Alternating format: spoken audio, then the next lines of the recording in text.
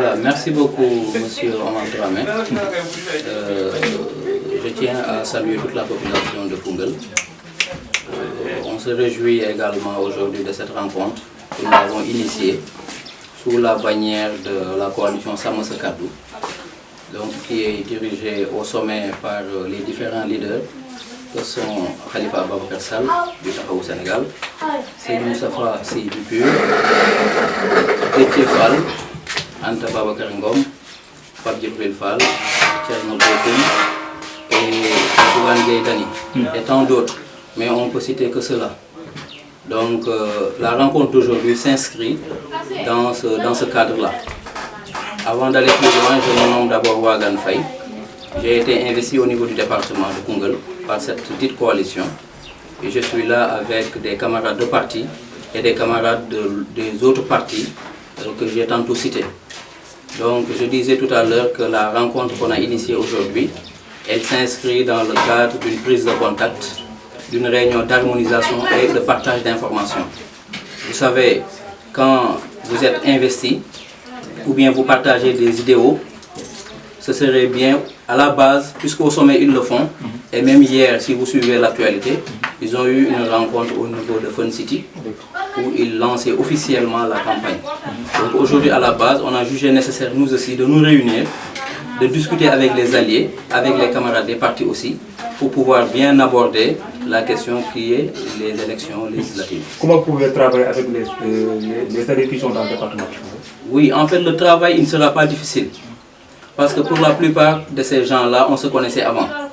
N'oubliez pas qu'on était tous dans le cadre d'une autre coalition qui était le Yewwi Askan Wi. Et dans ce Yewwi Askan Wi, il y avait beaucoup de partis. On peut citer par exemple le PUR, ainsi de suite. Donc aujourd'hui, on se retrouve encore. Travailler avec ces gens ne sera pas difficile parce que ce sont tous des fils de Koungheul. On se connaît, on a eu à partager beaucoup de choses. Donc aujourd'hui, puisqu'on a une seule ligne de conduite, c'est de faire en sorte que le Sàmm Sa Kàddu puisse remporter l'ensemble des sièges ou le maximum possible de sièges au niveau national et départemental. Bon, bientôt on démarre la campagne par rapport aux élections du 17 novembre 2024. Quel message avez-vous lancé à travers les jeunes pour éviter la violence? Oui, la question elle est très pertinente et très importante. Aujourd'hui, il faut que tout le monde sache qu'une élection ou bien un processus électoral, il est important certes, mais la stabilité elle est plus importante. Si je prends l'exemple de Koungheul, nous partageons tous le département de Koungheul. Aujourd'hui, chacun est en mesure et a les possibilités d'aller convoiter l'électorat au niveau des 9 communes du département. Mais que tous les gens sachent que le département, on le partage. Je suis fils du département, les autres candidats sont fils du département. Dès qu'on instaure le fair play, aller discuter avec les gens, partager les idées qu'on a, défendre nos positions, défendre notre projet, c'est ça qui doit prévaloir par rapport à tout. La violence est l'arme des faibles et elle n'est pas bonne. Le plus important, c'est d'instaurer le dialogue, discuter avec les populations parce qu'on aura 21 jours pour le faire. Discutons avec les populations, essayons de les convaincre et le jour J, que le meilleur gagne. Et la vie continue. Comment vous allez faire face avec les autres candidats qui sont dans le département? Oui, dans le fair play. Parce que aussi, on a la chance, comme j'ai dit, ce sont tous des fils du département. Aujourd'hui, si je prends l'exemple de plusieurs listes, pour n'en citer que quelques-unes, je commence par El Hadj Gueye, qui dirige la liste du PASTEF. Et là, c'est un ami. Et je l'assume. On est en politique, certes, chacun a sa vision, chacun a sa voie à suivre. Mais c'est un ami. Aujourd'hui, Fanta, c'est une sœur. Madiama, c'est un frère. Badouli, Sosé, c'est une maman. Elle a partagé la même classe avec ma maman. Donc aujourd'hui, ce serait un peu gauche et mal vu qu'on voit un Wagan s'opposer négativement à ces candidats-là. Le plus important, toute personne qui emprunte cette voie ne va pas trouver le Sàmm Sa Kàddu sur cette voie-là. La voie de la voyance, des mauvaises paroles, des paroles déplacées. On ne verra pas Sàmm Sa Kàddu dans cette voie-là. Le plus important, c'est d'incarner le respect, la cohésion sociale, aller discuter avec les gens, essayer de convoiter leur électorat et le jour du scrutin, la personne qui va gagner, qu'elle sache qu'elle sera le représentant de Koungheul. Et en ce moment, on va l'applaudir et lui souhaiter bonne chance. Merci.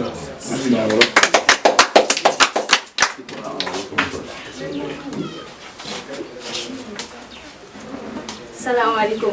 waa département bu Koungheul maa ngi nuyu avant tout d'abord damay présenté wu maa ngi tudd Anta Sarr man lañu investir ci département bu Koungheul liste Sàmm Sa Kàddu tey nag dañoo daje woon fii def suñu rencontre ak ñi nga xamante ne ñooy suñuy alliés muy ku xam ne Sàmm Sa Kàddu allié la am na ay parti yoo xam ne ñoom lañ ko bokkal yu mel ni PUR parti Anta Babacar parti Djibril Fall pour bañ a citer ñëpp tey nag rencontre bi li ko waral mooy dañoo daje woon ak suñuy alliés ñu waxtaan ñu jéem a xool yan stratégie la ñuy teg pour yi nga xamante ni moom lañ war a mën a demee ci terrain bi waxtaan tamit suñu biir ñu jéem a xool nañ la ñuy wàccee ci population bi waxtaan ak ñoom li nga xamante ni si liñ jëm mooy élection législative yi di ñëw loolu moo waraloon tey suñu dajee fii ci Koungheul.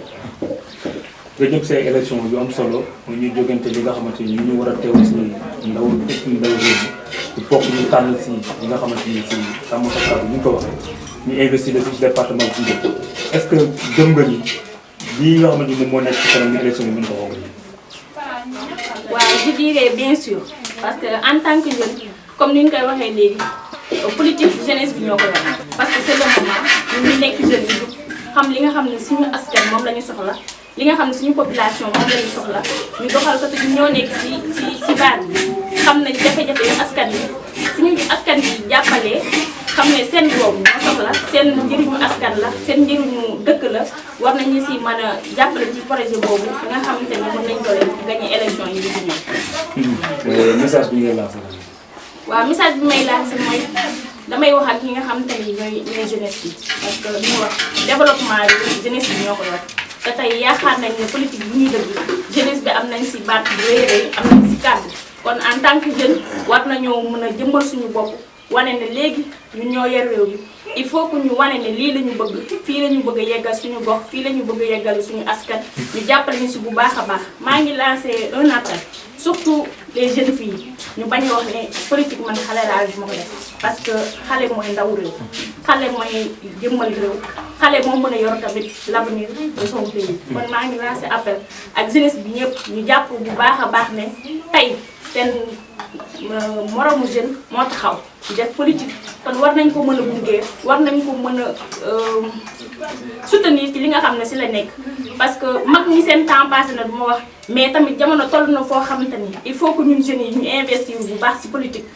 ñu jëmmal suñu bopp dëggal suñu bopp ci li nga xamante ni su luñu nekk surtout nag les femmes bu ñu wax ne affaire bi affaire góor la rek góor day takk jigéen dafay takk parce que comme ni ko Coumba Gawlo di waxee ñaari loxo mooy takk sër te mooy takk tubay kon nañu gën a góorgóorlu ci lancé boobu xam ne bu ñu war ñoo def ginnaaw benn yoon maa ngi jaajëfal ñëpp di nuyu ñëpp asalaamaaleykum. alhamdulilah mina sheytaani rajiim avant tout d'abord maa ngi sant yàlla ak suma ñaari waajur ak képp ku nekk jullit ci biir département bi ak képp koo xam ne mu ngi ci biir département Koungheul maa ngi tudd Demba Diop dëkk commune de Ida Mouride village bu ñuy wax Ida Gadiaga waaw ñu ngi ànd ak coalition Sàmm Sa Kàddu présenté fii suñu candidat ak candidate Waly Faye ak Anta Sarr vraiment ñu ngi ci kontaan trop ndax Waly mu ngi dëkk ci biir département bi nekk doomu dëkk bi nekk ci biir Koungheul Waly Faye aussi ñu ngi wax Anta Sarr mu nekk ci commune Makayob nekk dëkk bu ñuy wax Ngeeraan bu mag kon loolu moom alhamdulilah loolu moom kontaan nañu trop kon choisi boobu moom choisi bi ñaaw am nañ te aussi kontaan nañ ak coalition yeneen kàddu yi yeneen parti yu fi nekk am na ay kii comme Anta Babacar Ngom ay Khalifa Sall Alassane Sall et cetera bëri nañ fi. ndax mën nañu xam ban parti nga représenté boo bokk si allié bi. bon man de maay représenté parti Anta Babacar Ngom avec l'ARC moom laa représenté fii. waaw. naka ngeen nar a demee li nga xamante ni mooy si campagne yi si jogante yi nga xamante ni tey ka nekk allé ñoo recevoir ñi nga xamante ni ñoom ñooy ànd Sàmm Kàddu. voilà loolu de boo posé question bu am solo la si ñu ndax vraiment bu dul kontaan ndax vraiment suñu présidente Anta Babacar bañ na loolu dañuy woo ba Dakar yóbbu nañu ba Dakar ci biir région ci biir Sénégal ci 46 départements yëpp fu nekk jël na ñaari ndaw yóbbu la Dakar foofu yaakaar naa samedi bii lañ ko defoon ci biir Dakar moo ñu ko yebal ne moo ñu xamal ne Wagan Faye mi ak Intisar mi ci biir Dakar moo ñu ko expliqué ñu ne dem leen yoo ko Omar mi ngeen ànd ak ñoom ngeen liggéey ñoom ci biir département. est-ce que pare nga pour continuer li nga xamante moom mooy liggéey bi si commune bi nga xam ne mooy commune Ely Mouride bi nga nekk parce que tey ndax ñi nga xamante ni ndaw ñi nekk foofu yëg nañ ni da ngay bokk ñun liggéey bi ak ñi nga xam ne ñoom leen samp ñu bëgg leen ñu teewal leen si assemblée comme ni nga ko bëggee. waaw bien sûr pare nañ ci ndax l'engagement yoo wane nañ ko pare nañ ci ànd nañ ci te kontaan nañ waaw. message bi mu ngay lancé naa. message bu may lancé képp koo xam ne mu ngi ci biir département Koungheul ci biir 9 communes yi yëpp ñu ngi lay tàllal loxo nga dimbal ñu nga àndal ñu ba ñu yàlla may ñu ndam fekkee incha allah moo gën si ñun waaw loolu la ñuy ñaan.